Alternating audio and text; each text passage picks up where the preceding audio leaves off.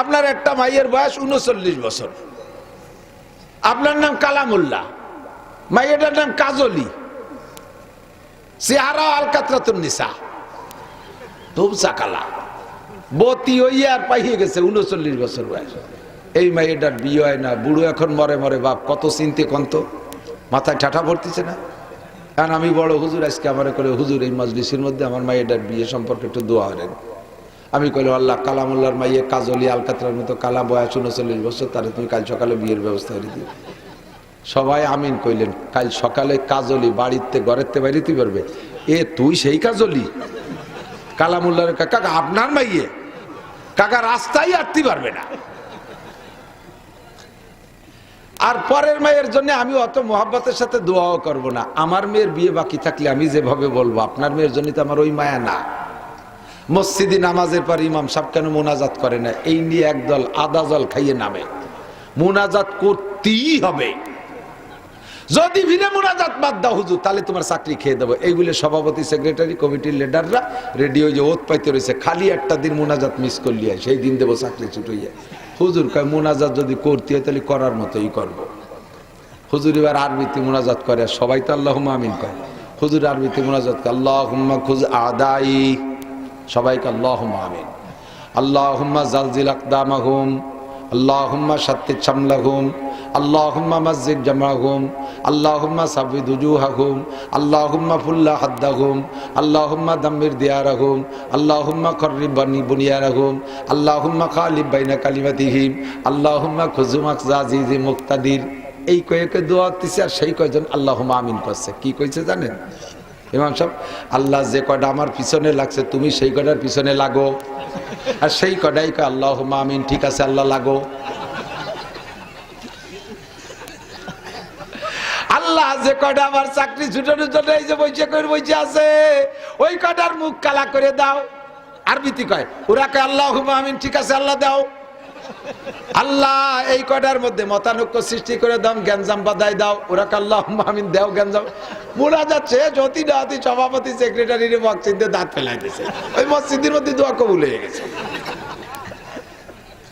হুজুর রে যে দোয়া হবেন চেনেন হুজুর রে, ওই পাইকারি দোয়ার দরকার নেই, দোয়া হবে যার যার। কথা কন, দোয়া হবে যার যার, গোপনে নির্জনে। উদু রাব্বাকুম তাদাররুআন ওয়া খুফিয়া, তোর ডাকো ডাকো তোমার রবকে কেঁদে কেঁদে গোপনে। কোরআন শরীফের আয়াত, উদু রাব্বাকুম তাদাররুআন ওয়া খুফিয়া, ডাকো তোমার রবকে কেঁদে কেঁদে গোপনে।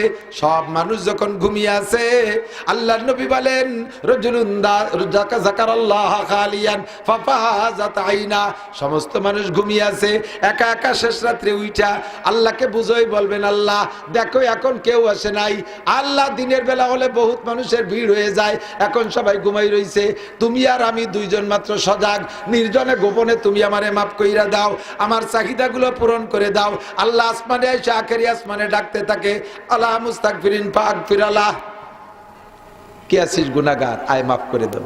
আল্লাহ মুস্তারজিকিন ফারজুকা, এ যুবক সমন্বয় মিছিল করে তুমি চাকরি বাকরি পাইছো, ওই 2-3 জনের পদ পাইছে, তোরা তো ছাগলের 3 নম্বর বাসার মতো লাফাই ফেলায় বাড়ি চলে আইছিস, তোকে তো চাকরি বাকরি হয়নি, তোকে রুজির দরকার, আমার কাছে আয়। ওই ডাকা যে ভালাই হবে না, হাসিনের খেদাইছো তবুও চাকরি পাও নাই, ডাক্তার ইউনুস আইসে তো তোমাকে চাকরি দেই নেই, ও কেউ দেবে না। চাকরি পাইতে হলে আল্লাহ মুস্তারজিকিন আমার কাছে আয়, আমি তোরে চাকরির ব্যবস্থা করে দেব, আমি তোর রুজির ব্যবস্থা করে দেব, দুনিয়ার কেউ দিতে পারবে না। কথা কন না কেন? ঠিক কি ঠিক না? যত মানুষের জায়গায় সমন্বয়ে যে লাফাইছে, সবার কি চাকরি হয়েছে? কয়জনের হয়েছে? খুব একটা হইনি, কেরই হইনি। কয় যে আমরা কইতে দেবো চাকরি, সরকার আসুক, নির্বাচিত সরকার, তারা জাগে যায় দিবে না। এই কয়ে বুঝতে থুয়ে দিছে। আল্লাহকে আমিও বুঝ দেই না, আমি হলো নগদে দিয়ে দেই। তোরে একটা চাকরি দিলি খুশি হবি, তার চাইতে তোর আন্ডারে 100 লোকের চাকরি করাবো, তোরে মালিক বানাই দেবো। পারে কে? পারে কে? আল্লাহর কাছে চাইবা, গোপনে গোপনে কেঁদে কেঁদে চাইবা। এখনকার চাইতো কত, তো হয় না তো, ঘটনা কি? কতই তো সালাম, জীবন ভরে সালাম, তা তো সবটা হয় না। আপনারা কন আল্লাহ কবুল করবে, তাতে কি একটা দোয়া তো কবুল হয় না। গতবারও যে অবস্থা, এইবারও সেই অবস্থা। কারণ কি? আল্লাহ ইব্রাহিম ইবনে আদহাম রাহমাতুল্লাহ আলাইহি ওনার শাগরেদ এই কথাটাই জিজ্ঞেস করেছিলেন, হুজুর আল্লাহ বললেন দোয়া করো কবুল করবো, কোনো দোয়াই তো কবুল হয় না, ঘটনা কি? আগেও যেমন এখনো তেমন। তো উনি বললেন 5টা কারণে দোয়া কবুল হয় না। এই 5টা কথা মনে রাখবেন। 5টা দোষে দোয়া কবুল হয় না। কয় দোষ? 5টা দোষ। বলেন এইরকম শহীদের 100 শহীদের যে নেকি তুমি যুবক আখেরি জামানায় যদি সুন্নতের মহব্বতে দাড়ি রেখে দাও, তোমাকে 100 শহীদের সওয়াব দেওয়া হবে। তুমি সাধারণ মুসলমান যদি ওযুতে মেসওয়াক করো, তাহলে তোমাকে মেসওয়াকের বিনিময়ে 100 শহীদের সওয়াব দেওয়া হবে। খানা খাওয়ার সময় টেবিল পরিহার করে তুমি দস্তারখান বিষয়ে খানা খাও নবীর সুন্নতের মহব্বতে, নারী আর পুরুষ, এনিম্যান এভরিবডি, তোমাদের প্রত্যেককে 100 করে শহীদের সওয়াব দেওয়া হবে। যে সময় টুপি পরতে লজ্জা লাগে, টুপি পরতে, এখন টুপি পরতে তো লজ্জা লাগে, সুন্নতের পর আমল করতে লজ্জা লাগে, আর সুন্নত ছেড়ে দিলে ক্রেডিট বাড়ে। কথা কন না কেন? যদি কোনো ছেলে একেবারে বিদেশি স্টাইলে দাড়ি কাটছে, মেসি কাটিং, খেজুনে দাড়ি, বগল এসছে, দাড়ি বড়, সুবহানাল্লাহ, একটু কন্যা নাউজুবিল্লাহ।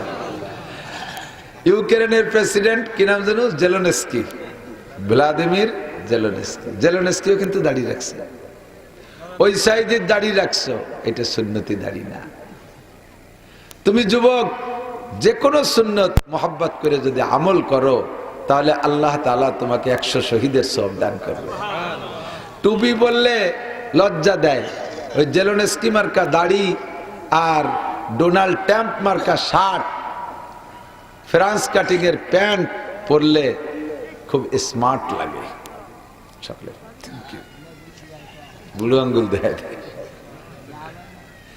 ওই যুবক, কলেজের যুবক যদি পাঞ্জাবি পায়জামা জুব্ব পাগড়ি পরে, তাহলে হুজুর হয়ে গেছে, বুতুম পেশার মতো বড় চোখ দিয়ে আক্কা বাক্কা খাইয়ে পড়ে। কতক্ষণ? কোন মেয়ে যদি বব কাটিং চুল কেটে ডিভাইডেড পায়জামা পরে শর্ট কামিজ পরে খুব মোড়ায় মোড়ায় হাঁটে, smart, thank you, welcome, very good, nice, ইংরেজিতে মশলা করে জাড়িয়ে দেয়। আর কোন মহিলা যদি বোরকা পরে, তুই কি মহিলা মাদ্রাসা পড়িস? তোর কি হুজুর গে সাথে বিয়ে হয়েছে? ব্যাকসাথী দাঁত ছিটে কপালে লাগার কাজ। কতক্ষণ না কেন? এই সময় সুন্নত তরক করলে প্রশংসা পায়, আর সুন্নতের পর আমল করলে তিরস্কার পায়। এই মুহূর্তে সুন্নতের পর আমল করলে আল্লাহ রসুল এই জন্য খুশি হন যে প্রতিকূল পরিবেশে ইবাদত করলে আল্লাহ বেশি খুশি হয়। অনুকূল পরিবেশে ইবাদত করা সহজ, বোঝেন নাই? খেয়াল করেন, আমরা মাদ্রাসার হুজুর আলেম উলামা, আমার মাদ্রাসায় কোনো মহিলা নাই, আমার মাদ্রাসায় কোনো মহিলা নাই, সব শিক্ষক পুরুষ, ছাত্ররাও পুরুষ। একটা মহিলার চেহারা সারা বছরের মধ্যে দেখবে না, যদি 4 দেওয়ালের মধ্যে থাকে, বাহিরে না যায়। এখন আমার মাদ্রাসার কোনো হুজুর যদি বলে আমি 1 বছর পর্যন্ত পর্দা করেছি, কোনো নারীর মুখ দেখি নাই, এটা ভালো কাজ করেছেন, ধন্যবাদ।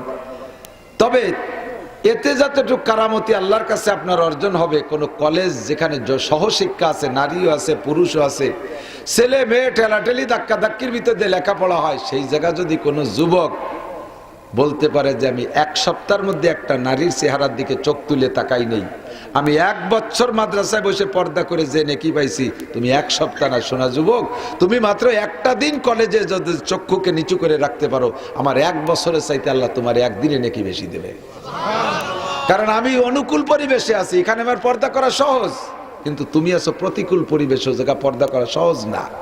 কতক্ষণ?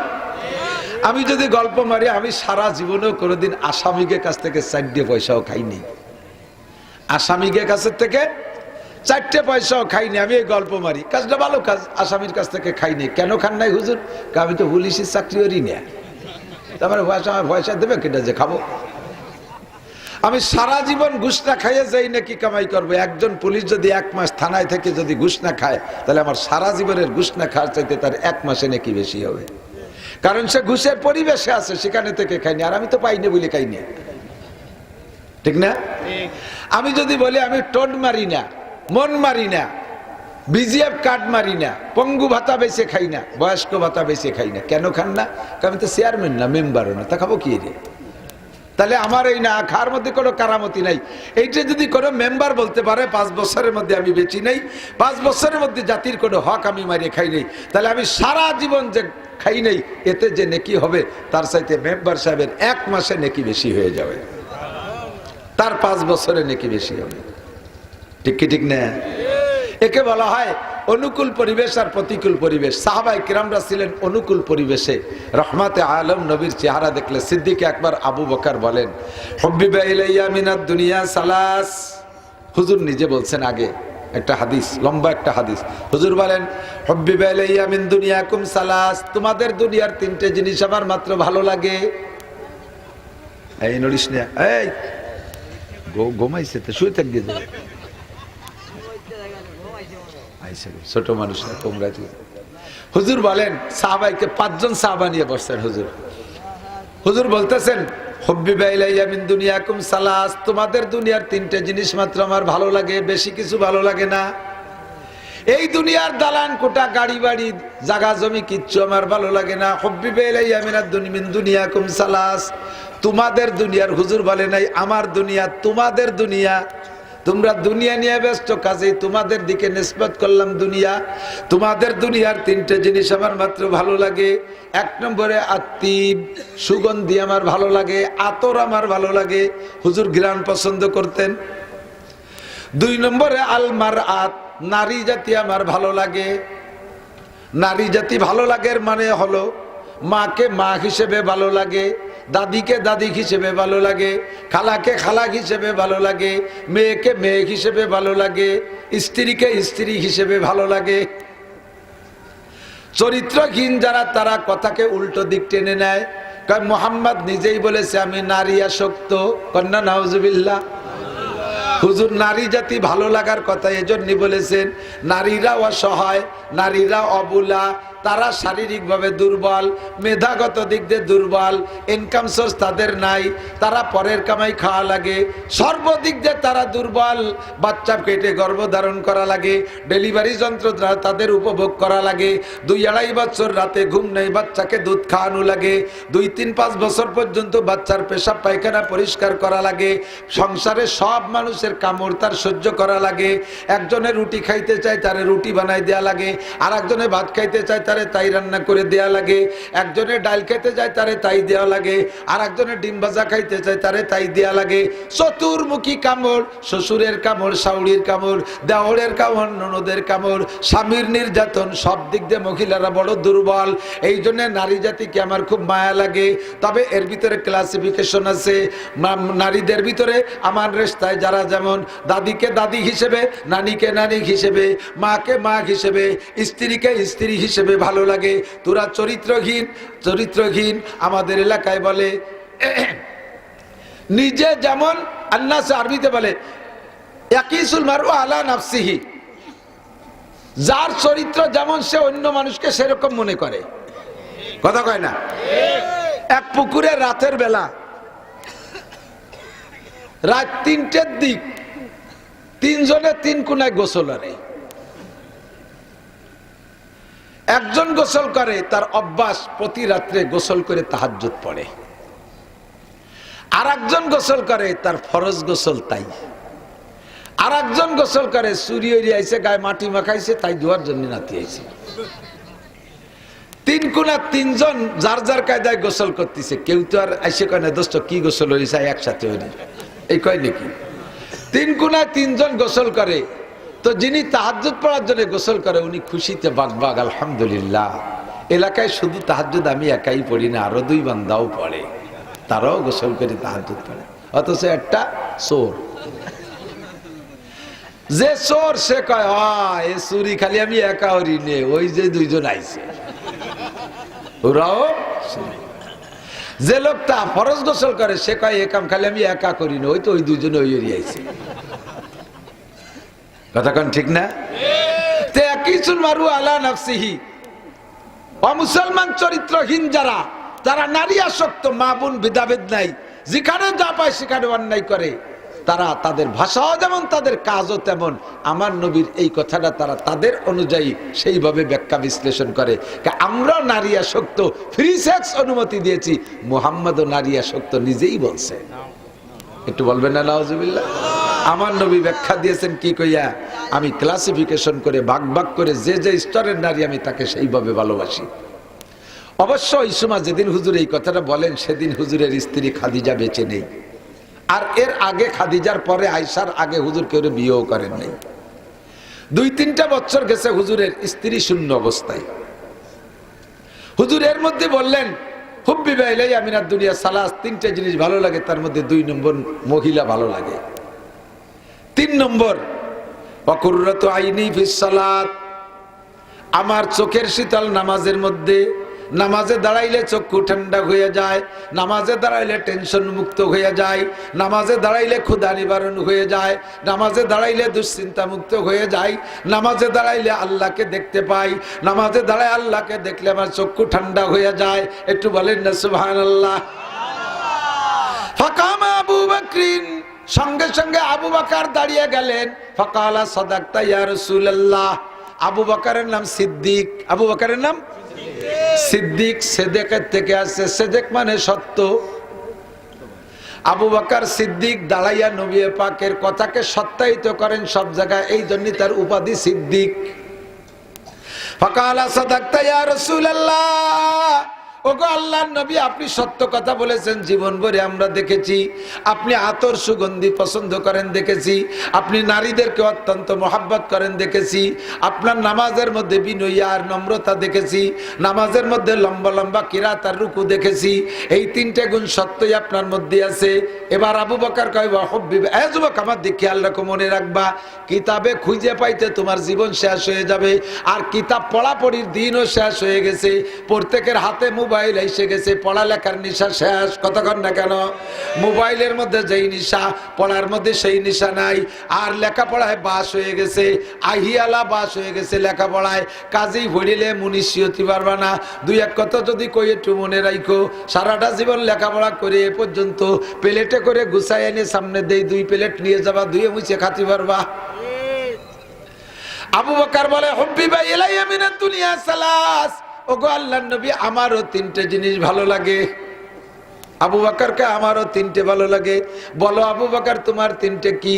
1 নম্বরে আন-নাজরু ইলা ওয়াজহিকা, আপনার নুরানি চেহারার দিকে 24 ঘন্টা চেয়ে থাকতে মনে চায়। আপনার চেহারার দিকে তাকায়া থাকবো, মাসের পর আমি সেহরি ইফতারি ছাড়া রোজা রাখতে পারি, আপনার চেহারার দিকে তাকাইলে আমার ক্ষুধা থাকে না, আমার পেরেশানি থাকে না, আমার টেনশন থাকে না, আমার দুঃখ থাকে না, আমার কোনো চিন্তা থাকে না, শুধু ওই নুরানি চেহারার থেকে আমি বরকত নিতে থাকতে পারি। বছরের পর বছর আমি রোজা থাকবো না খাইয়া, আমি এটা পারি। আপনার চেহারার দিকে তাকাই থাকতে মনে চায়। ওয়া ইনফাকু মালি আলা আমরিকা, 2 নম্বরে আপনার হুকুমে, আপনার হুকুম হবে আবু বকর মাল দাও, আবু বকর মাল দাও, আপনি খালি বলবেন আমার জীবনে যা অর্জন করেছি সব আপনার হুকুমে খরচ করে দিতে পারি। কথা এসে যায়, বলা লাগে, কষ্ট হচ্ছে। তবুকের যুদ্ধ ইসলামের ভিতরে আল্লাহর নবীর জামানায় সবচাইতে ব্যয়বহুল যুদ্ধ ছিল তবুকের যুদ্ধ। বিশাল যুদ্ধ, সাহাবায়ে কিরামদেরকে নিয়ে নবী যুদ্ধে যাবেন, এর আগে মাল লাগবে। হুজুর সাহাবায়ে কিরামদের ভিতরে বললেন, তোমরা এই তবুকের যুদ্ধে কে কি চাঁদা দিবা? হযরত উসমান গনি সর্বপ্রথম দাঁড়াইছিলেন সেদিন, হুজুর কালেকশন করতেছে। হযরত উসমান গনি কয়, নামাজে আবু বকরের সাথে পারি না, রোজায় পারি না, নবীকে মোহাব্বত করেও পারি না, কোনো ইবাদতে আবু বকরের সাথে পারি না, তবে আজকে একটা খেলা হবে। আবু বকরের তো মাল নাই, বাংলাদেশে খেলা হবে, কলি আবার কথা চলে যায় অন্যদিক। আবু বকর উসমান বলে আজকে খেলা হবে। কয় আবু বকরের কি মাল আছে তা তো আমি জানি, ওমরের কি মাল আছে তা জানি, উন্ডা 2 জনকে আজকে ফেল করাবো। হযরত উসমানের মাল ছিল কেমন? সিরিয়ার থেকে উসমানের উটের মালের বহর রওনা দিছে, 3000 কিলোমিটার মদিনা। সিরিয়ার থেকে উট মাল সহ রওনা দিছে, একটা উটের লেজ আর একটা উটের মুখ, এমন করে মিশে মিশে সামনের উটটা মদিনায় পৌঁছে গেছে 3000 কিলোমিটার, পিছনের উটটা এখনো সিরিয়া ত্যাগ করতে পারে নাই। কি পরিমাণ মাল! এমন করে বিভিন্ন রুটে আবু ওসমানের ব্যবসা। উসমান কয় তবুকের যুদ্ধে আজকে খেলা হবে, আবু বকর ওমর আজকে ফেল করাবো। উসমান কয় হুজুর, আমার যত সম্পদ সারা দেশে আছে সমস্ত মালের 3 ভাগের 1 ভাগ আমি একা তবুকের যুদ্ধে দিলাম। হযরত উসমান তবুকের যুদ্ধে যেই পরিমাণ মাল দিয়েছিলেন, একা উসমানের মালে তবুকের যুদ্ধের মতো 10টা যুদ্ধ পরিচালনা করার পরও মাল থেকে যাবে, এত মাল দেশে উসমান। তবে টোটাল সম্পদের 1/3 ভাগের 1 ভাগ 33%। হযরত ওমর বলে, হুজুর তাহলে আমি কি দেব? বলবো না, আমি বাড়িতে আসি। হযরত ওমর বাড়ি যাইয়া 2টা লুঙ্গি বিছাইছে, পুরো বাড়ির সব মাল এক জায়গা কইরা, সমস্ত মালের অর্ধেক ভাগ কইরা 2 লুঙ্গিতে 2 টুপলা বাঁধে 2 বাপ বেটা মাথায় কইরা এনে ঢেলি দিছে। ওমর তুমি কি আনছো? কয় হুজুর পুরো বাড়ির সম্পদের অর্ধেক নিয়ে আসছি। পার্সেন্ট হয়েছে 50%। কত? 50% আবু বকরকে, হুজুর আমি বাড়িতে আসি। আবু বকর বাড়ি যাইয়া সংসারের সমস্ত মাল গুছাইয়া 1টা লুঙ্গি বিছাইয়া শুধু প্রত্যেকের পরনের কাপড় টুক বাদে আর বাকি যা ছিল থালবাটি পরিষ্কার করার জন্য আমাদের গোপালগঞ্জে ভাষায় কয় যে সাইনা মাজনি, আমাকে ওই কয় 10 মাইল। এই মাজনি 10 মাইল পর্যন্ত সব দিয়ে টুবলার মধ্যে বাঁধে আবু বকরের 1 বোঝা হয়েছে। এইটাই নে হুজুরের সামনে বস্তা খুলে দেশে দেখে সংসারে কিছু আনতে বাকি নেই। আবু বকর আনছে সংসারের সব, ওমর আনছে অর্ধেক, উসমান আনছে 3 ভাগের 1 ভাগ। তবে উসমানের 3 ভাগে যা হয়েছে সারা মদিনা গুছায় তা হবে না।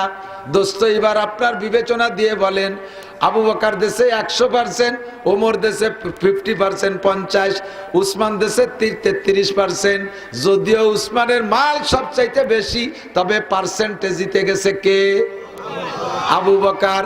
কিছু বাড়ি তুই আসে নাই। হুজুর বলেন আবু বকরের নিজের যে পরনের কাপড়টা ছিল তাও তার মধ্যে। তাহলে উনি পরলেন কি?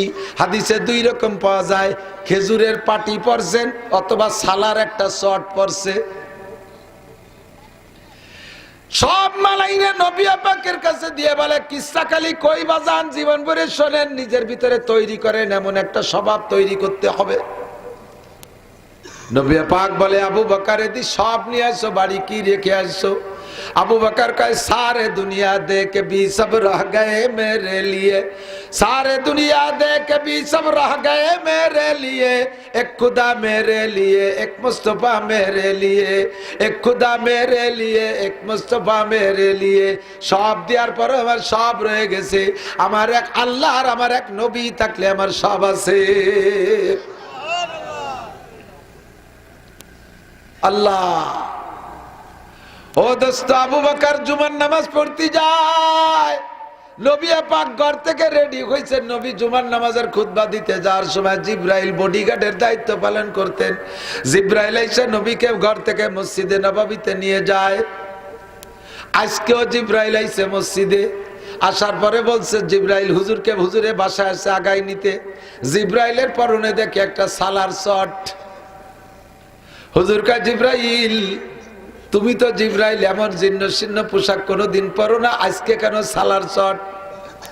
জিব্রাইল জবাব দিলেন, ওগো আল্লাহ নবী, খালি আমি একাই সালার শর্ট পরি নাই, আসমানের নিচে জমিনের উপরে যত ফেরেশতা, সকল ফেরেশতাকে আল্লাহ অর্ডার করেছে সালার শর্ট পরতে। কেন? কয় যান মসজিদে যেয়ে দেখেন আপনার আবু বকর সংসারের সব মাল তবুকের যুদ্ধে দিয়া পরনের কাপড়টাও খুলে দিয়া সালার চট পরে মসজিদে আসে। আবু বকরের পোশাক দেখে আল্লাহ অর্ডার করেছে, ও ফেরেশতারা আজকে সবাই আবু বকরের স্মরণে সালার চট পরবা। ওয়াইনফাকু মালি আলা আমরিক, আপনি হুকুম করবেন এমন করে সব আমার দিয়ে দিতে ভালো লাগে।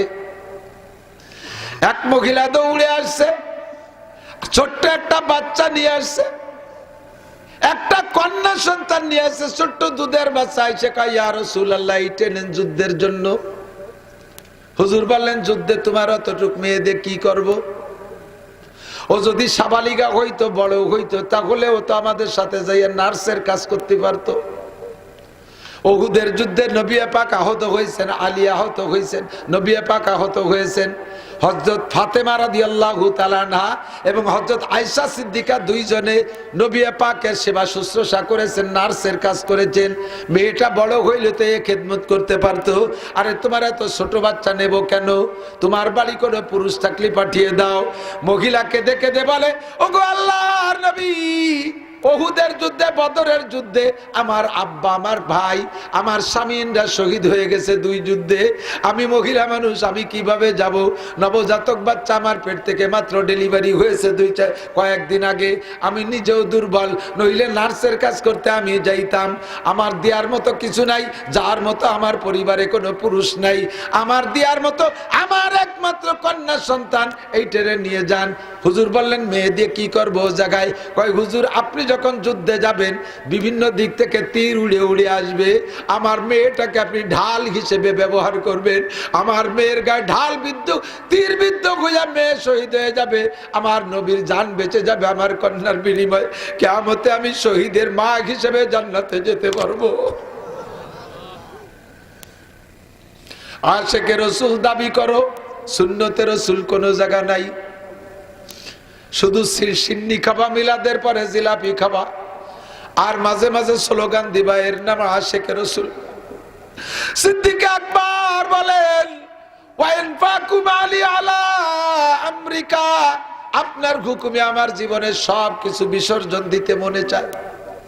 যারা নেট দেখেন, যারা ফেসবুক দেখেন, ইউটিউব দেখেন, তারা যুবকরা বলতে পারো, সাক্ষী দিতে পারো। ফিলিস্তিন, গাজা, লিবাননের যুদ্ধকে কেন্দ্র কইরা ইরানের মেয়েরা তাদের গায়ের অলংকার খুলে জমা দিচ্ছে। দেখছেন কি দেখেন নাই? খবর শুনছেন, দুই একজন সাক্ষী দেন। ইরানের মেয়েরা তাদের, ইরানি মেয়েদের আল্লাহ তাআলা সম্পদ দিয়েছে। ইরান নিজেরাই একেবারে স্বয়ং সম্পূর্ণ আল্লাহ তাদের করে দিয়েছে। তারা অভাবী না, অনেক অনেক অলংকার ব্যবহার করে। এক একটা নেকলেস ব্যবহার করে 1 পোয়া, 1.5 পোয়া, আধা কেজি স্বর্ণ, 3 পোয়া স্বর্ণের এই অলংকারগুলো তারা জিহাদের জন্য খুলে দিয়েছে। আমার মা বোনদের কাছে যদি কখনো দিনের জন্য কোনো চাঁদা চাওয়া হয়, তখন তারা উড়ামুড়া করে, ও মা তুমি যদি জান্নাতি হইতে চাও, ওই মেয়েদের সাথে জান্নাতি হইতে পারবা। কালেকশন যখন আসে তখন তুমি উজাড় করে দিয়ে দিবা। আবু বকর কয়েন পাকুম আলী আলা আমেরিকা, আমার যে 3টে জিনিস ভালো লাগে, 1 নম্বরে আপনার চেহারার দিকে তাকিয়ে থাকা, 2 নম্বরে আপনার হুকুমে আমার সব মাল আল্লাহর রাস্তায় খরচ করে দেওয়া, 3 নম্বর হলো আপনি যে কথাটা 3 নম্বর বলেছেন, ওই কথার সাথে আমার 3 নম্বর কথাটা আপনি বলেছেন আপনার নারী জাতি ভালো লাগে, 2 নম্বর কথাটা আপনার নারী জাতি ভালো লাগে। আপনার ঘরে স্ত্রী নাই, আমার 3 নম্বর দাবিটা হলো ওয়া আইয়াকুনা বিনতি ফি বাইতিক, আমার একটা মেয়েকে দিয়ে যদি আপনার স্ত্রীর চাহিদাটা পূরণ করতে পারতাম, আমার একটা মেয়ে আপনার সাথে বিয়ে দিয়া আপনার স্ত্রীর চাহিদা পূরণ করতে পারলে আমার দিলটা ঠান্ডা হয়ে যেত।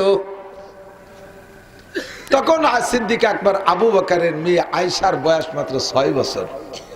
কয় বছর? 6। এই 6 বছরে মেয়ে বিয়ে দেবে 50 বছরে নবীর সাথে।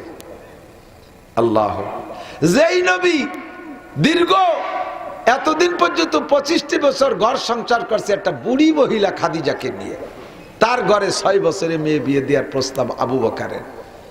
লম্বা কিস্সা, আরো সাহাবাদের বর্ণনার পরে মজলিস শেষ। রাতের বেলা আবু বকর নবী পাক স্বপ্নে দেখতেছেন, ফাজা জিবরিল আলাইহিস সালাতু ওয়াসসালাম, জিবরাইল আসছে। নবী পাকের স্বপ্ন বিলকুল ওহী। জিবরাইল এসে দেখাচ্ছে একটা রেশমি কাপড়ের গায়ে সুন্দর একটা মেয়ে। আর তারিফু হাজি ইয়া রাসূলুল্লাহ, মেয়েটারে চেনেন হুজুর? হুজুর বলতেন, সাতাকুনু বিনতে আবি বকর আয়েশা, সিনা সিনা তো মনে হয় আবু বকরের মেয়ে আয়েশা নাকি? কালা নাম, জি আবু বকরের মেয়ে আয়েশা। আর বাড়াই নাই, এ পর্যন্ত শেষ। পরপর 3 রাত দেখাইছে যাতে দেখাটা সহি হয়, গলত না হয়। 3 রাত্রে চেনছেন। 3য় রাত্রে প্রস্তাব দিয়েছে জিবরিল স্বপ্নে, আর তো হেব্বুহা, মেয়েটারে পছন্দ হয়? হুজুরকে কয়লা নাম, পছন্দ হয়, মেয়েটারও পছন্দ হয়, তার বাপরে পছন্দ হয়, তার বাপ তো আমার বন্ধু, পছন্দ হয়। তো একটুক মেয়ে পছন্দের প্রস্তাব দিলে জিবরাইল বলতেছে, হুজুর 3 দিন আগে আপনার সামনে আবু বকর বলেছিল তার একটা মেয়ে আপনার স্ত্রী বানায় দিতে পারলে খুশি হয়, তার দিল ঠান্ডা হয়, আর সে আজিম এই কথা কবুল হয়ে গেছে। আল্লাহ পাক আমাকে দিয়ে আপনার কাছে প্রস্তাব পাঠিয়েছে। যারা আছেন নেট দেখেন, আরবি যদি লিখতে পারেন, আপনি গুগলে সার্চ দিয়ে হুব্বিবা ইলাইয়া মিন দুনিয়াকুম সালাস একটুক যদি আরবিতে লিখতে পারেন, দেখবেন পুরো হাদিস রিডিং চলে আসছে। বাংলা তর্জমা যদি না পারেন, হুজুরদের কাছ থেকে শুনে নেবেন, লম্বা আরো সামনে রয়েছে। আল্লাহ পরিষ্কার হাদিস। জিবরিল আলাইহিস সালাতু ওয়াস সালাম নবীকে প্রস্তাব দিচ্ছেন, হুজুর আল্লাহ পাক রব্বুল আলামিন আবু বকরের দোয়া কবুল করে ফেলাইছে, আরশে আজিমে রেজিস্টারে লেখা হয়ে গেছে, দিনের বেলা আপনি এই 6 বছরে আয়েশারে বিয়ে করে নেবেন। 6 বছর বয়সের আয়েশারে দিনের বেলা। মক্কায় থাকতে আয়েশার সাথে হুজুরের বিয়ে হয়ে গেছে।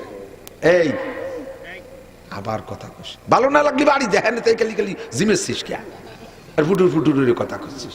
বাড়ির জরুরি কথা হলে মাই কি কয় সবাই শুনি, আনাই চুপ থাক। সব মাহফিলে খুদকুড়ো কাটা সামনে বসে, অবজেও না কিছু, খালি পটুর ফুটুর অতি তালে। সব যত মাহফিল আছে ওইরকম কাটা থাকবেই সামনে, মহা মুশকিল। সারা রাত আজ করতে পারবে, এমন একটু বাধা আসলে বাধা হয়ে যায়। তো হযরত আল্লাহ পাকের রেজিস্টারে অর্ডার হয়ে গেছে, বিয়ে হয়ে গেছে, আপনি বিয়ে করবেন। তো রসুল দিনের বেলা আবু বকরকে ডেকে বলছে, উপর থেকে অনুমতি পেয়েছি, বিয়ে হবে। বিয়েও করে নিলেন। মদিনায় যাওয়ার পরে, মক্কায় থাকতে 1 বছর পরে, মদিনায় যার 2 বছর পরে আয়েশার বয়স যখন 9, আল্লাহ তাআলা তার কুদরতি কায়দায় 9 বছরে আয়েশাকে 16 বছরে যুবতীর মতো সুঠাম বডির অধিকারী করে দিয়েছে। বেলা 11টার দিক আয়েশার মা আবু বকর সিদ্দিক রাদিয়াল্লাহু তাআলা আনহুর স্ত্রী মেয়েটাকে নিয়ে হুজুরির ঘরে দিয়েছে। যদিও বয়স মানে বডি হয়ে গেছে, কিন্তু বয়সের একটা বুদ্ধি আছে না, সে বয়সের বুদ্ধি তো ওই নয়, ওই যে পুতুল পুতুল নিয়ে খেলনা টেলনা নিয়ে খেলে, মারে কই মা আমার ওইগুলো একটু একটা ব্যাগে উড়ে বানিয়ে দাও, আমি ওইগুলো সারা জাতীয় বলে না। যাইয়া হুজুরির ঘরে ওই খেলনা মেলনা নিয়ে গেছে। ছোট মানুষের ঘুম বেশি, এই বয়সে ঘুম বেশি হয়। আমার একটু একটা মেয়ে আছে 8-9 বছর বয়স, সকালবেলা মক্তবে যাবে, ওর পাকা পাকা কথা কয় ছোটবেলা থাকতে যে সময় আমি কোলেছিলাম, ওই সময় আমি এই ভোরে একটু ঘুমালি, আমার মা একটু কাজ করতে পারতো, সেই সময় আমার ঘুম ভেঙে যেত, আমি কানতাম, আম্মুরে বিরক্ত হতাম। আর এখন সকালবেলা ঘুম ভেঙে গেলে একটু মক্তবে যাতে হবে, তা মোটে ঘুম ভাঙ্গেই না, মক্তবে যাতেই পারি। এই বয়সে ঘুম বেশি। আয়েশা নবীর ঘরে যাইয়া এই 9 বছরের মেয়েকে আল্লাহ এত জিরা কি, এত বুদ্ধি আর এত হুঁশিয়ারি, এত জ্ঞান দান করেছে। নবী পাকের সম্পূর্ণ রুচি আয়েশা কন্ট্রোল করে যখন যা লাগবে তখন তা পরিবেশন করা শিখে গেছে। স্বামীকে যেভাবে খেদমত করা দরকার সেইভাবে খেদমত করে মডেল তৈরি করছে। কিন্তু ঘুমের প্রভাব মাঝে মাঝেই রুটি বানাবো বলে আটা সেনতে যাইয়ে, সে আটা সেনা আটার মধ্যে 8 জন রয়েছে, আয়েশা কাইতে ঘুমাই রয়েছে। খালি ঘুমাইলেই সজাগ হয়ে যাচ্ছে, হাতের মধ্যে ছাগলে আটা খাইয়ে চলে গেছে, তাও উনি টের পাইনি। আল্লাহু আকবার। নবী একদিন বলতেছে, আয়েশা আমি একটু তোমার সাথে রুটি বানানোর কাজে শরীক হতে চাই, রুটি বানানোর কাজে শরীক হব। তো ঠিক আছে হুজুর, আপনি বানাই দেন, আমি সেকি। তো হুজুর বলতেছে, না আয়েশা তুমি বানাই দাও, আমি সেকি। তা আয়েশা বলতেছেন, না হুজুর আপনি বানাই দেন, আমি সেকি। হুজুর বলতেছে, আয়েশা আমি যদি রুটি বানাই দেই তাহলে ওই রুটি কিন্তু তুমি সেকতে পারবা না। কয় দেখা যাক হুজুর। কি কয়, এত তাও তাও আগুন, ধাউ ধাউ আগুন, এতে আমি সেকতে পারবো না। হুজুর একটা রুটি বানাই দিছে, হাতে করে ডলে একটা রুটি বানাই দিছে, ঘন্টার পর ঘন্টা জাল দিয়ে যাচ্ছে, সে রুটির কোনো গরমই হয় না। পরে বলতেছে, হুজুর ঘটনা কি? আয়েশা এই আটা মুহাম্মদুর রাসূলুল্লাহর হাতের সাথে ছোঁয়া লাগছে, মুহাম্মদুর রাসূলুল্লাহর হাতের সাথে যার ছোঁয়া লাগে সেটা আগুনে তাকে কোনোদিন স্পর্শ করে না। যার কারণে হুজুরের চাচাজান খাজা আবু তালেব জাহান্নামে যাবে, চির জাহান্নামী, 1 সেকেন্ডের জন্য জান্নাতে যাবে না। আবু তালেবের সারাগার কোনো জায়গা আগুন স্পর্শ করবে না, শুধু পায়ে থাকবে আগুনের জুতা। সাহাবায়ে কেরাম জিজ্ঞেস করলেন, হুজুর কারণ কি? কারণ হলো আমার এই চাচা আমার ছোটবেলা থেকে মাথায় করছে, মাথার উপরে উঠেছে, এই জন্য মাথায় আগুন লাগবে না। মুখের সাথে মিঠে চুমো খাইছে, মুখে আগুন লাগবে না। পিঠে করে কত ঘুরছে, এই জন্য পিঠে আগুন লাগবে না। বুকে জড়ায় ধরছে, এই জন্য হাত বুকে লাগবে না। রানের সাথে কোলের পর আমারে বসায় রাখছে, এই জন্য ওখানে আগুন লাগবে না। আমার চাচা মোহাব্বত করে কোনো দিনও আমার গায়ে পা লাগায় নাই, যদি একবার রাগ করিও 2টা লাথি দিত তবু আমার চাচার পায়ে জুতো বরানো হতো না। আমার নবীর সাথে ছোঁয়া লাগলে সে গায়ে আগুন লাগে না, কন্যা সুবহানাল্লাহ। ওই সময় নবীর সামনে বৈশা আবু বকর এরকম চেহারার দিক তাকায় ঘন্টার পর ঘন্টা থাকতে পারে, তাহলে নবী পাকের ডাকে ময়দানে যে গলা কাটাই দেওয়া অনেক সহজ না? সে সময় ডাক দেবে আর চলে যাব, যুদ্ধ করব। আবু বকরে হজে যারা গেছেন তারা বলতে পারবেন, হয়তোবা নাও বলতে পারেন। সাধারণ পাবলিক হজে যে এগুলো খোঁজে না। হযরত আবু বকরের বাড়ি বাবে আব্দুল আজিজ, মক্কা থেকে, মক্কার মসজিদ থেকে বেরোইতে যে বাবে আব্দুল আজিজের আমার আন্দাজে যা দক্ষিণ পাশ মিসফালা রোডে যাইতে নামতে এপাশে ওই যে ঘড়ি টাওয়ার দেখে না, বিরাট একটা জমজম টাওয়ার, তারই কেবলই পশ্চিম পাশে ওই জায়গা বিশাল বিল্ডিং আবু বকর সিদ্দিক রাদিয়াল্লাহু আনহুর বাড়ি, একতলার ভিতরে অনেক বড় নামাজের জায়গা, ওই হেরেম শরীফের জামাতের সাথে জামাত মিলিয়ে দেয়। এই বিশাল জায়গা 1 বিঘে হবে, 52 শতাংশের বিঘের 1 বিঘে জায়গা, ওইটা ছিল আবু বকরের বাড়ি। এখন ওই জায়গার দাম কি জানেন? 1 ফুট জায়গা কিনতে 1 ফুট স্বর্ণ লাগে, তাও বিক্রি করার কেউ নেই। এত বড় দামি জায়গা ফেলাই থুয়ে রসুলের সাথে মদিনায় যাইয়া মুসাফির হয়ে রয়েছে, ঘর নাই, বাড়ি নাই, জায়গা নাই, জমি নেই, খাবার দাবার কিচ্ছু নাই, কোনো ব্যবস্থা নাই। এইটা করা রসুলের সাথে থেকে সম্ভব। হুজুর বলেন, তোমরা যারা আমার সামনে আসো, অনুকূল পরিবেশে আসো, গলা কাটাই দিয়া যত সহজ আমার সামনে থেকে একটা জামানা আসবে, সে সময় হাতের নখ কাটা অত সহজ হবে না, হাতের নখ কাটা অত সহজ হবে না। যুবক যুবতী শুয়োরের মতো নখ রাখে, দেখছেন না? কি লোকের শুয়োরনির মতো নখ, ওরে যদি কই নখ কাট, কয় না, এই নখ দিলে নিব বানাবো। উনি নখ দিয়ে কলমের নিব বানাবে। জীবনে কেউ কোনোদিন দেখছেন নখ দিয়ে কলমের নিব বানায়? সেই কলম দিয়ে লেয়ে পড়িয়ে একটা ক্লাস পাস করছে, একটা লাইন লেখছে? শয়তানি নখ, মরা নখ যদি বড় হয়ে যায়, এই মরা নখ যদি 1 সপ্তাহের চেয়ে বেশি বড় হয়ে যায়, তাহলে ওই মরা নখের গোড়ার ভিতরে পানি পৌঁছয় না, অজু গোসলের পানি স্বাভাবিকভাবে পৌঁছয় না, খিলাল ছাড়া।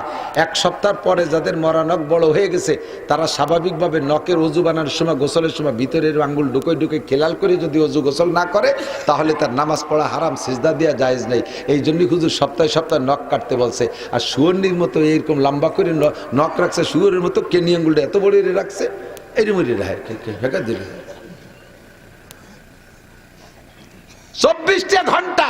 তুই যুবক, নিশ্চয় তোর কোনো না কোনো কারণে গোসল ফরজ হইছে, তোর ওই মরা নখের ভিতরে পানি দিস নাই ঠিক মতো, এই জন্য তুই 24 ঘন্টা নাপাক, তোর ফরজ গোসল আদায় হয়নি।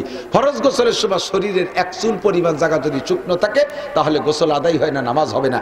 সিজদা দিলে বেঈমান হয়ে যেতে পারে, ঈমান নষ্ট হয়ে যেতে পারে। হুজুর বলেন, আমার সঙ্গে তাইকে গলা কাটাই দেওয়া যত সহজ, আখেরি জামানায় সুন্নতের অনুসরণ করে নখ কাটানো অত সহজ হবে না। আমার সাথে তাইকা গলা কাটাই দেওয়া যত সহজ, আখেরি জামানায় দাড়ি রাখা অত সহজ হবে না। যুবকে যদি দাড়ি রাখে, তার সমসাথীরা তারে ব্যঙ্গ করে। কলেজে পড়া যুবক যদি দাড়ি রাখে, তাহলে সাথীরা কি কয়, এ তুই স্যাক খাইছিস নাকি? স্যাক বোঝেন? প্রেম করে ব্যর্থ হওয়ার নাম হলো স্যাক খা। সুবহানাল্লাহ। প্রেম করে ব্যর্থ হলে এরপরে দাড়ি রাখা সুন্নাত। এই দাড়ির নাম স্যাক খা দাড়ি। যুবকে দাড়ি রাখলে যুবকরা তার কাছে স্যাক খাইছিস। যুবক স্বামী যদি দাড়ি রাখে, স্ত্রী তারে খেপায়, তোমার আমার বড় চাচার মতো দেয়া যাচ্ছে। তাহলে কিভাবে দাড়ি রায় কন দিতে? কলেজে পড়া যুবক ছেলে দাড়ি রাখছে, তার মা তারে খেপায়, তোর বাপ আজও সাবালে গেল না, তুই বুড়িয়ে গেলি কেন? তোর বাপ আজও দাড়ি রাখে না, সাবালে গেলে, ছেলে বুড়িয়ে গেছে। কথা কান ঠিক না? যেই সময় সুন্নতের উপরে এত বড় আলাই বালাই, বড় লোক ধনী মানুষ একখান গাছের ডাল দিয়ে যদি মেসাক করে, সমসাথী বড় লোকরা ব্যঙ্গ করে, ফকির হয়ে গেছে, বিরাস কেনার পয়সা নাই, ওখানে থাল পাইতে বসো, পয়সা দেবারি, তাই দিয়ে বিরাস কিনে নে। ভালো করে মনে রাখেন, 1 কোটি টাকা দিয়ে বিরাস কিনবেন আর 1 লক্ষ টাকা দিয়ে পেস্ট কিনবেন, 1 মাস পর্যন্ত মাজবেন, খুদার কসম আইতকন নেকি হবে না। আইতকন বোঝেন? একটা নেকি রাত দেখলে আমাকে ওইদিকে আইতকন, পুয়াডা নেকি হবে না। আর আশাইল গাছের একখান ডাল ভাঙ্গি একটা মাপ মতো সুন্নতি মেসাক মানে একটা ঘষা দেবেন, 100 শহীদের সওয়াব পাবেন। সুন্নতের পর আমল করলে ব্যঙ্গ করে, ঠাট্টা করে, অনুকূল পরিবেশ না প্রতিকূল পরিবেশ, এই মুহূর্তে সুন্নতের পর আমল করলে এমন নাকি। ও দোস্ত, বলতে যে অনেক দূরে সরে চলে আসছি। আল্লাহ পাক রব্বুল আলামিন আমাদেরকে দুনিয়ায় পাঠিয়েছেন, যাহা কিছু চাইবো কার কাছে চাবো? নবীর কাছেও চাওয়া জায়েজ নাই, নবীর কাছে চাওয়া বাংলাদেশে যারা পীর সাহেবের কাছে অনেক ভক্ত, পীরের মাজারে যায়, পীরের মাজারে যায়, সিজদা দেয়, মুনাজাত করে, পয়সা হলে হজে তারাও যায়।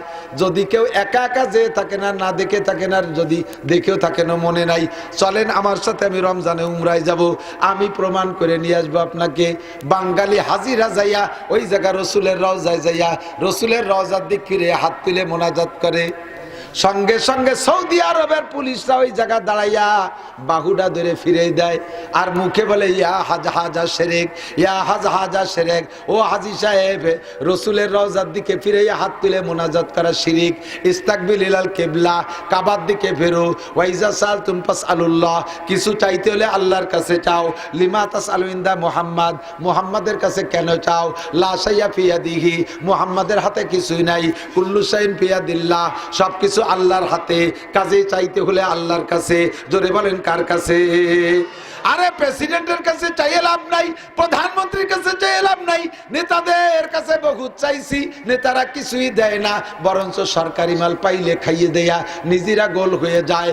বাংলাদেশের সব শোকালাগে কাছে থেকে কারি কুড়িয়ে নিয়ে বিল্ডিং বানাইছে কানাডা। কোন দেশে? কানাডা। আমাকে এই শোকালাগের কাছ থেকে লুটে ফুটে নিয়ে কানাডা বিল্ডিং বানাইছে। আমরা কিছু পাই না, চোখে দেখি না। মরিচের দাম 500 টাকা, আলুর দাম 80 টাকা, পেঁয়াজের দাম 150 টাকা, যেটায় হাত দেয় কদুর দাম 200 টাকা, যাতে হাত দেয় তাতেই দাম। তেলের দাম বাড়তেই আছে, চিনির দাম বাড়তেই আছে। আমরা না খেয়ে মরি, এই দেশের টাকাটা নিয়ে যায় কানাডা। যারা কানাডা নিয়ে যায় তারা আমাকে কিচ্ছুই দেবে না, তাদের চোখে কোনোদিন আমরা পড়বো না। কথা কন্টিক কিরিং না। যিনি দেখবেন সামিউম বাসীর, আমার আল্লাহ শোনেও দেখে। আল্লাহ পাক রব্বুল আলামিন বলেন ওয়াইজা সাআলাকা ইবাদি, ওগো নবী তোমার আমার বান্দারা যখন তোমার কাছে আমার সম্পর্কে জিজ্ঞাসা করে আল্লাহ কত দূর, সারা দুনিয়া থেকে দোয়া করি, আল্লাহ কি আমাদের দোয়া শোনে না? আল্লাহ কি অনেক দূরে বিদায় আমাদের আওয়াজ আল্লাহর কাছে পৌঁছে না? ভালো একটা মাইকি ডাকে কলি কি আল্লাহ শুনবে? আল্লাহ পাক বলেন ওয়াইজা সাআলাকা ইবাদি আন্নি, আমি কত দূরে, এই বিষয় যদি তোমার কাছে আমার বান্দারা জিজ্ঞাসা করে তাহলে তাদেরকে বলে দাও ফা ইন্নী কারীব, আমি আল্লাহ দূরে না, আমি আল্লাহ অতি নিকটে। কত নিকটে? সূরা আকের মধ্যে বলেন আল্লাহ কাবা নাহনু আকরাবু মিন হাবলিল ওয়ারিদ, আমি তোমার শাহরগের চাইতে নিকটে। জোরে কন্না সুবহানাল্লাহ। কাজে উদুনি আস্তাজিব লাকুম, আমার কাছে বলো আমি শুনি। গুনগুন করে বলো, ফিসফিস করে বলো, রাতের অন্ধকারে বলো, পাহাড়ের গুহায় গিয়ে বলো, লেপের তলে শুয়ে শুয়ে বলো, কম্বল মুড়ি দিয়ে বলো, বাগানের মধ্যে দাঁড়ায় বলো, যে জায়গা থেকে যেভাবেই বলো, আমি আল্লাহরে বলতে জোরে মাইক লাগবে না। নবী পাক একবার বলছেন নারায়ে তাকবীর, সাহাবায়ে কিরাম জোরে বলে উঠছে আল্লাহু আকবার। হুজুর বললেন ইরবাউ আলা আনফুসিকুম, অত জোরে আল্লাহু আকবার কওকা, অত জোরে বললে নিজের হার্টে কষ্ট হয়, মাথার উপরে প্রেসার পড়ে। তুমি যাকে আল্লাহু আকবার বলে বলতেছো সে বয়রা না, সে বয়রা না, সে শোনে না তা না, আস্তে বললেও শোনে, জোরে বললেও শোনে। কথা বলেন ঠিক কি ঠিক না? তবে মুনাজাত জোরে বলার চাইতে আস্তে বলাই ভাষাগত দিক দিয়েই দাবি করে। আরবিতে কয় মুনাজাত, মুনাজাত হলো আরবি শব্দ, দোয়া বা মুনাজাত। দোয়া মানে ডাকা, আর মুনাজাত মানে আরবিতে মুনাজাতের শব্দের অর্থই হলো কানে কানে কথা বলা। বুঝতে পারিনি? মুনাজাত মানে কি? কানে কানে কথা বলা। তো কানে কানে কথা কি মাইকি কয় নাকি? মসজিদের ভিতরে জোরে জোরে করছে, একটা কথা গোপনে কইতে হবে, হুজুর একটু এদিকে ফুসফুস করে একটু কয়, এর নাম কানে কানে কথা না? আর আমাকে মুনাজাত মাইকে জাপড় ছেড়ে না করলে হবে না, তাই কি মুনাজাত তাই নাকি? আর আপনার কি প্রয়োজন এটা তো আমি জানি না। আপনারা এখানে যত মানুষ আসছেন তত প্রকারের প্রয়োজন, আর আমি মুনাজাত করব, আমার মুনাজাত তো আমার প্রয়োজনগুলোর দিকে আমার খেয়াল পড়বে, ঠিক না? তা আমি আমার গুলি বলে বলে এই জায়গা মুনাজাত করব, আপনারা আল্লাহুম্মা আমিন কইয়া আমার জন্য আমার ডাক কবুল করেন। আপনি তো খালি এতে বাড়ি গেলেন। দুটি একটা মিলতে পারে, সব মিলবে না। আর সব কথা হুজুরে যে বলানোও যায় না। আপনার একটা মাইয়ের বয়স 39 বছর, আপনার নাম কালামুল্লাহ, মাইয়েটার নাম কাজলি, চেহারা আলকাতরাতুন নিসা, ধুবসা কালা, বতি হইয়া আর পাইয়ে গেছে 39 বছর বয়স। এই মাইয়েটার বিয়ে হয় না, বুড়ো এখন মরে মরে বাপ, কত চিন্তে কন্ত, মাথায় ঠাঠা ভরতিছে না? কারণ আমি বড় হুজুর, আজকে আমার কলে হুজুর এই মজলিসের মধ্যে আমার মায়ের বিয়ে সম্পর্কে একটু দোয়া করেন। আমি কইল আল্লাহ কালামুল্লাহর মাইয়ে কাজলি আলকাতরার মতো কালা, বয়স 39 বছর, তারে তুমি কাল সকালে বিয়ের ব্যবস্থা করে দিও। সবাই আমিন কইলেন। কাল সকালে কাজলি বাড়িতে ঘরেতে বাইরেতে পারবে। এ তুই সেই কাজলি? কালামুল্লাহর কাকা আপনার মাইয়ে? কাকা রাস্তায় হাঁটতে পারবে না। আর পরের মেয়ের জন্য আমি অত মোহাব্বতের সাথে দোয়াও করব না। আমার মেয়ের বিয়ে বাকি থাকলে আমি যেভাবে বলবো, আপনার মেয়ের জন্য তো আমার ওই মায়া না। মসজিদে নামাজের পর ইমাম সাহেব কেন মোনাজাত করে না? এই নিয়ে একদল আদা জল খাইয়ে নামে। মোনাজাত করতেই হবে। যদি বিনা মোনাজাত বাদ দাও হুজুর, তাহলে তোমার চাকরি খেয়ে দেবো। এই বলে সভাপতি, সেক্রেটারি, কমিটির লিডাররা রেডিও যে ওত পাইতে রয়েছে, খালি একটা দিন মোনাজাত মিস করলি হয়, সেই দিন দেবো চাকরি ছুটইয়া। হুজুর কয় মোনাজাত যদি করতে হয় তাহলে করার মতোই করবো। হুজুর এবার আরবিতে মোনাজাত করে, সবাই তো আল্লাহুম্মা আমিন কয়। হুজুর আরবিতে মোনাজাত করে আল্লাহুম্মা খুজ আদাই, সবাইকে আল্লাহুম্মা আমিন। আল্লাহুম্মা জালজিল আকদামাহুম, আল্লাহুম্মা শাত্তিত শামলাহুম, আল্লাহুম্মা মাজ্জিক জামাহুম, আল্লাহুম্মা সাবিদ উজুহাহুম, আল্লাহুম্মা ফুল্লা হাদ্দাহুম, আল্লাহুম্মা দাম্মির দিয়ারাহুম, আল্লাহুম্মা কর্রিব বুনিয়ারাহুম, আল্লাহুম্মা খালিব বাইনা কালিমাতিহিম, আল্লাহুম্মা খুজু মাকজা আজিজি মুক্তাদির। এই কয়েকে দোয়া দিছে, আর সেই কয়জন আল্লাহুম্মা আমিন করছে। কি কইছে জানেন ইমাম সাহেব? আল্লাহ যে কয়টা আমার পিছনে লাগছে তুমি সেই কয়টার পিছনে লাগো, আর সেই কয়টাই কয় আল্লাহুম্মা আমিন। ঠিক আছে আল্লাহ লাগো। আল্লাহ যে কয়টা আমার চাকরি ছুটানোর জন্য এই যে বইছে আছে, ওই কয়টার মুখ কালা করে দাও। আরবিতে কয়, ওরা কয় আল্লাহুম্মা আমিন। ঠিক আছে আল্লাহ দাও। আল্লাহ এই কয়টার মধ্যে মতানৈক্য সৃষ্টি করে দাও, গ্যাঞ্জাম বাধাই দাও। ওরা কয় আল্লাহুম্মা আমিন, দাও গ্যাঞ্জাম। মোনাজাত শেষ হতি না হতি সভাপতি সেক্রেটারির মসজিদে দাঁত ফেলাই দিয়েছে। ওই মসজিদের মধ্যে দোয়া কবুল হয়ে গেছে। হুজুর রে যে দোয়া হারাবেন, চেনেন হুজুর রে? ওই পাইকারি দোয়ার দরকার নেই, দোয়া হবে যার যার। কথা কন, দোয়া হবে যার যার, গোপনে নির্জনে। উদু রাব্বাকুম তাদাররুআন ওয়া খুফিয়া, তোর ডাকো ডাকো তোমার রবকে কেঁদে কেঁদে গোপনে। কোরআন শরীফের আয়াত, উদু রাব্বাকুম তাদাররুআন ওয়া খুফিয়া, ডাকো তোমার রবকে কেঁদে কেঁদে গোপনে। সব মানুষ যখন ঘুমিয়ে আছে, আল্লাহর নবী বলেন রাজুলুন যাকারাল্লাহ খালিয়ান ফাফাজাত আইনা, সমস্ত মানুষ ঘুমিয়ে আছে, একা একা শেষ রাত্রে উইঠা আল্লাহকে বুঝোই বলবেন, আল্লাহ দেখো এখন কেউ আসে নাই।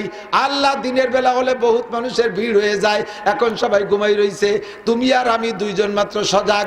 নির্জনে গোপনে তুমি আমারে মাফ কইরা দাও, আমার চাহিদাগুলো পূরণ করে দাও। আল্লাহ আসমানে এসে আখেরি আসমানে ডাকতে থাকে, আল্লাহ মুস্তাগফিরিন ফাগফিরালাহ, কে আছিস গুনাহগার, আয় মাফ করে দেব। আল্লাহ মুস্তারজিকিন ফারজুকা, এ যুবক সমন্বয় মিছিল করে তুমি চাকরি বাকরি পাইছো, ওই 2-3 জনে পদ পাইছে, তোরা তো ছাগলের 3 নম্বর বাসার মতো লাফাই ফেলায় বাড়ি চলে আইছিস। তোকে তো চাকরি বাকরি হইলে, তোকে রুজির দরকার, আমার কাছে আয়।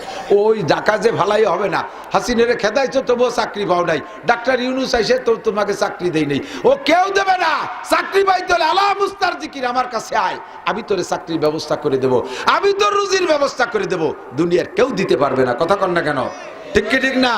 যত মানুষের জায়গায় সমন্বয়ে যে লাফাইছে, সবার কি চাকরি হয়েছে? কয়জনের হয়েছে? খুব একটা হয়নি, কেরই হয়নি। কয় যে আমরা কইতে দেবো চাকরি, সরকার আসুক, নির্বাচিত সরকার, তারা জাগে যায় দিবে না। এই কয়ে বুঝতে থুয়ে দেছে। আল্লাহকে আমিও বুঝ দেই না, আমি হলো নগদে দিয়ে দেই। তোরে একটা চাকরি দিলি খুশি হবি, তার চাইতে তোর আন্ডারে 100 লোকের চাকরি করাবো, তোরে মালিক বানাই দেবো। পারে কে? পারে কে? আল্লাহর কাছে চাইবা, গোপনে গোপনে কেঁদে কেঁদে চাইবা। এখনকার চাই তো কত, তো হয় না তো, ঘটনা কি? কতই তো সালাম, জীবন ভরে সালাম, তা তো সবটা হয় না। আপনারা কন আল্লাহ কবুল করবে, তাতে কি একটা দোয়া তো কবুল হয় না। গতবারও যে অবস্থা, এইবারও সেই অবস্থা। কারণ কি? আল্লাহ ইব্রাহিম ইবনে আদহাম রাহমাতুল্লাহ আলাইহি ওনার শাগরেদ এই কথাটাই জিজ্ঞেস করেছিলেন, হুজুর আল্লাহ বললেন দোয়া করো কবুল করবো, কোনো দোয়াই তো কবুল হয় না, ঘটনা কি? আগেও যেমন এখনো তেমন। তো উনি বললেন 5টা কারণে দোয়া কবুল হয় না। এই 5টা কথা মনে রাখবেন। 5টা দোষে দোয়া কবুল হয় না। কয় দোষ? 5টা দোষ। মানুষের মধ্যে ফরজ তরফ করছিস কেন? সেগুলোই দেন না। কথা কি? কথা কোন ঠিক না? নিজের আগাগুলা শয়তানিতি ভরা, আর কেডার তো কি এলো তাই নিয়ে দোষ টুকায় বেড়ায়। 99% মানুষের স্বভাবেই নিজের দোষের দিকে কেউ তাকাবে না। যদি বলি এত গজব কি জন্য, যদি আপনাদের কাছে বলি দেশে এত গজব আলাই বালাই আপদ বিপদ কি জন্য, দেশের মানুষ ভালো না হুজুর, দেশের মানুষ ভালো না, তার মানে সবাই খারাপ উনি খালি ভালো, ঠিক না? যদি বলি যে এত গজব কেন, বলা উচিত কি আমার দোষে আল্লাহ গজব দেশে, আমি ভালো না। বলেন কে ভালো না? একটু বলতে পারবেন কে ভালো না? আমি ভালো না, আমার অন্যায় এত বেশি, আমার একার অন্যায়ের কারণে আল্লাহ তাআলা গজব দেশে। এই অতিবৃষ্টি, সিডার, সোনাবি, নার্গিস, আইলা, আমপান, বুলবুল, ফানি, লাস্টে যে দানা দিয়ে কানাইরে থুয়ে গেছে, এই এত গজব আজব কি জন্য? কয় দেশের মানুষ ভালো না, দেশের সব মানুষ ভালো, আমি ভালো না। প্রত্যেকটা মানুষ যদি বলে আমি ভালো না, তাহলে আমি ভালো না যদি বলে আমি দোষী, তাহলে আর একজনের দোষ টুকাতে যাবে না, আর একজনের সাথে গ্যাঞ্জামও হবে না। আর একজনের সাথে এই গ্যাঞ্জাম হলো কেন? আমার দোষ হয়েছে, আমি ভালো না। তাহলে গ্যাঞ্জাম মিটে গেল, আর কোনো সমস্যা নেই। সারাটা দেশের মানুষের একই স্বভাব, অন্যের দোষ ত্রুটি তালাশ করে বেড়ায়, নিজের কোনো দোষের দিকে তাকায় না। আল্লাহ কয় এই জন্য তোমার দোয়া কবুল হয় না। তুমি এই 5টা দোষ মুক্ত হয়ে আসো, তাহলে তুমি যা বলবা সাথে সাথে নগদে পেয়ে যাবা। আল্লাহ তাআলা আমাদের এই 5টা দোষ থেকে খাস তওবা করার তৌফিক দান করে, বলেন আমিন।